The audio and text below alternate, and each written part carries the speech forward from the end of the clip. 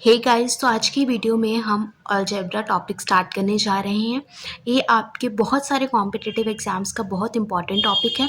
इसका आपको basics level से आता है और इंटरमीडिएट लेवल तक जाता है। तो आइए शुरू करते हैं। तो हमारा टॉपिक है मास्टरिंग अलजेब्रा। तो एक इक्वेशन, अलजेब्रिक इक्वेशन में सबसे इंपॉर्टेंट पार्ट है आपके पास कि आपकी जो इक्वेशंस है उसके स्ट्रक्चर को समझना पड़ता है। एक इक्वेशन होती क्या है? A mathematical statement that shows two expressions are equal. कोई भी एक मैथमेटिकल स्टेटमेंट जो बताती है कि कोई तो एक्सप्रेशंस, यानी कि जो हमारा a x plus b that is equal to c, यानी कि अगर हमें कोई दो मैथमेटिकल रिलेशन के बीच में इक्वल होने का जो रिलेशन बता रही है उसे हम एक इक्वेशन कहते हैं। यानी कि इसमें जो हमारी लेफ्ट हैंड साइड यानी कि L H S equals to our right hand side यानी कि R H S. I hope आपको इक्वेशन का मतलब समझ आ गया होगा। इसमें जो हमारी ए एक्स प्लस बी है वो सी के इक्वल है। ये हमें एक मैथमेटिकल स्टेटमेंट फॉर्म में इक्वेशन दी हुई है। चलिए आगे देखते हैं। तो इक्वेशन के हमारे पास कई सारे पार्ट्स होते हैं। उसमें से इंपॉर्टेंट हैं वेरिएबल्स, कॉन्स्टेंट्स और कॉफिशिएंट्स। तो इसमें वेरिएबल क्या होता है? वेरिएबल हमारे पास होता है सिंबल, ये लेटर जिसकी वैल्यू चेंज हो जाती है। यानी कि हमारे पास कोई फिक्स्ड वैल्यू नहीं है इसकी value x y z m n कोई भी नंबर हो सकती है, कोई भी सिंबल हो सकती है, पर उसकी वैल्यू हमारे पास पता नहीं होती कि कौन सी फिक्स्ड है, वो चेंज होती रहती है। इसके बाद कॉन्स्टेंट वेरिएबल्स के उल्टे होते हैं। वो नंबर जिसकी वैल्यू हमें पता है फिक्स्ड, यानी कि 1 2 3। हमें पता है कि ये वैल्यू अगर 4 है तो 4 ही रहेगी, इसमें बात चेंज नहीं होगी, तो इसको हम कहते हैं कॉन्स्टेंट्स। इसके अलावा हमारे पास एक पार्ट आता है कॉफिशिएंट्स। तो कॉफिशिएंट्स क्या होता है? किसी भी वेरिएबल के आगे वाला नंबर को कॉफिशिएंट कहते हैं। मान लीजिए आपके पास 4y दिया है, तो इसमें हमारे पास वेरिएबल क्या है? वाई, और इसके आगे हमें जो नंबर दिया यानी कि 4 हमारा कॉफिशिएंट हो गया। तो your coefficient of y will be 4। तो आई होप आपको ये तीनों समझ आ गए होंगे। आइए एक एग्जाम्पल से इसके कंसेप्ट को और अच्छे से समझते हैं। तो आपके पास ये एग्जाम्पल दी हुई है। इसमें आपको दिया है 5x माइनस 3। ये आपको एक अलजेब्रिक एक्सप्रेशन दिया हुआ है और इसमें आपसे वेरिएबल, कांस्टेंट और कॉफिशिएंट निकालना है। तो वेरिएबल है ऐसा कोई सिंबल या लेटर जिसकी वैल्यू चेंज होती रहती है। तो इस 5x माइनस 3 में जो x है वो आपके पास वेरिएबल होगा। कांस्टेंट है जिसकी वैल्यू फिक्स्ड है, यानी कि ये वाली चीज़ जो -3 है वो आपके पास कांस्टेंट होगा, क्योंकि इसकी वैल्यू चाहे अगर x की वैल्यू जो कुछ भी हो इसकी वैल्यू -3 ही रहेगी, इसकी वैल्यू चेंज नहीं होगी। और इसके बाद आप देखिए कॉफिशिएंट ऑफ x। कॉफिशिएंट क्या होता है? एक लेटर या वेरिएबल से जो आगे लगा होता है, यानी कि x है और x के आगे, इसके आगे आपको 5 दिया हुआ है, यानी कॉफिशिएंट ऑफ x आपका क्या होगा इसमें? 5। आई होप आपको ये कॉन्सेप्ट समझ आ गया होगा। अभी इस इक्वेशन में आप देखेंगे कि इसमें दो टर्म्स है। टर्म्स क्या होती हैं?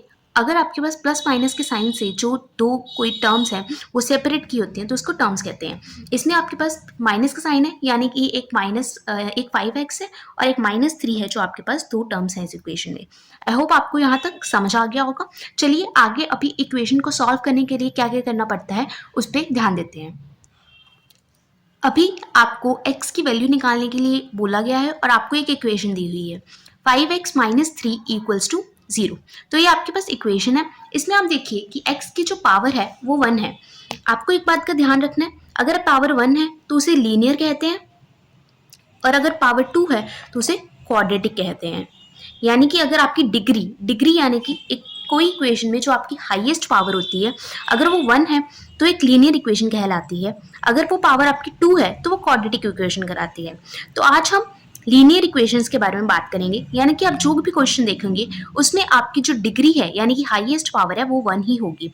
जैसे कि इस केस में 5x माइनस 3, इस केस में आपकी जो x की पावर है वो 1 है और x की हाईएस्ट पावर भी 1 ही है। तो इससे जाने से पहले आपको कुछ ट्रांसपोजिंग का कंसेप्ट समझ आना चाहिए कि अगर आप लेफ्ट हैंड साइड से किसी नंबर या टर्म को राइट हैंड साइड पे लेके जाते हो तो इसमें आपको जो प्लस साइन है वो माइनस में चेंज होगा एंड वाइस वर्सा, यानी कि माइनस प्लस में होगा। सिमिलरली आपका जो डिवीजन का साइन है वो मल्टीप्लिकेशन में चेंज होगा और मल्टीप्लिकेशन का साइन डिवीजन में चेंज होगा। आई होप यहाँ तक आपको समझ आ गया होगा। चलिए इस इक्वेशन को सॉल्व करते हैं। इसमें आपको 5x माइनस 3 इक्वल्स टू 0 में आपको x की वैल्यू बतानी है। तो आपको सबसे पहले ये वाली टर्म उठानी है, दिस इज -3। आपको LHS पे इस टर्म को एलिमिनेट करना है और इसके लिए आपको -3 में 3 ऐड करना पड़ेगा ताकि आपका -3 -3 और +3 मिलके आपका 0 बना दे, यानी कि आपकी ये वाली टर्म जो है वो एलिमिनेट हो जाए। तो आप क्या करेंगे, add 3 on both sides. 5x -3 + 3 equals to, अगर आप एक साइड पे 3 ऐड कर रहे हो तो आपको दोनों साइड्स पे 3 ऐड करना पड़ेगा।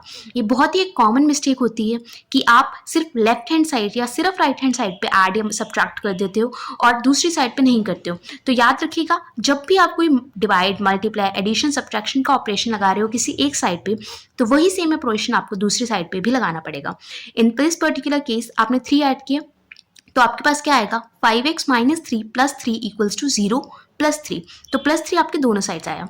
आपका -3 और +3 ये कैंसिल आउट होके आपके पास सिर्फ 5x बचेगा एंड 0 + 3 गिव्स यू 5, यानी कि 5x इक्वल्स टू 3। अभी इस केस में 5x का मतलब होता है 5 × x।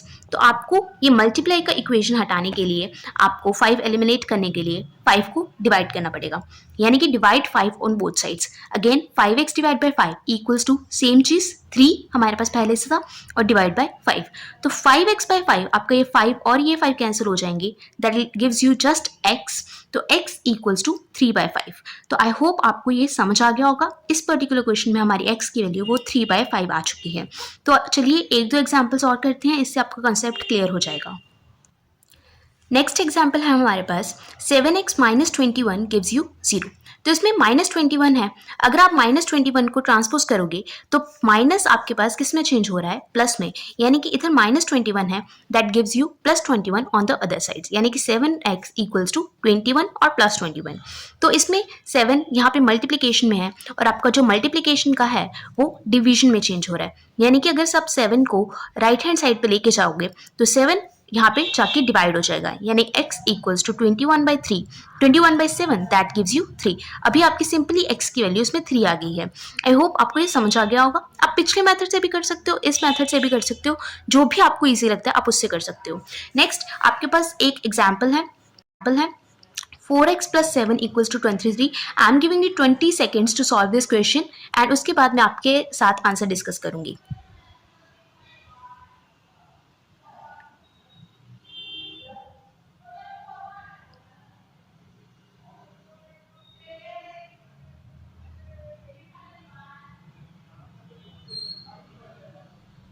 Times up.